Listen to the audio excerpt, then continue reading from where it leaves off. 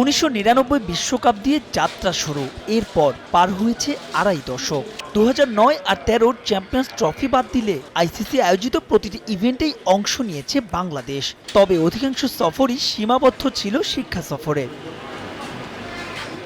দরজায় কড়া নাড়ছে আরও একটি টি-20 বিশ্ব আসর।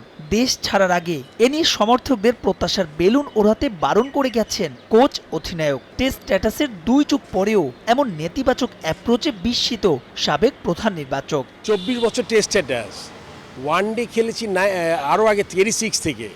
সো এখনও যদি আমরা বলতে না পারি যে আমরা ভালো কিছু আশা করবেন না, খুবই হাস্যকর। এখনও আমরা আমাদের যতটুকু যাওয়ার কথা ছিল তার থেকে আমি এখনও মনে করি 7-8 বছর পিছনে আছি, বিকজ অফ দ্য আপনার ম্যানেজমেন্ট বা রাইট ডিসিশন না নেওয়া, অযথা প্লেয়ারদের বাদ দিয়ে দেওয়া। অন্যবারের তুলনায় এবার বিশ্বকাপ দল নিয়ে সমালোচনা কম, তবে সাইফুদ্দিনের বাদ পড়ায় অন্য রহস্যের গন্ধ পাচ্ছেন টাইগারদের সাবেক অধিনায়ক। জয় ব্রাইট লক টেকনোলজি সাধারণ পাউডারের তুলনায় দেয় দ্বিগুণ উজ্জ্বলতা, রিন অ্যাডভান্সড দেয় দ্বিগুণ উজ্জ্বলতা। I am sure throughout the tournament Saifuddin অভাবটা ফিল করবে, because he is a different kind of bowler.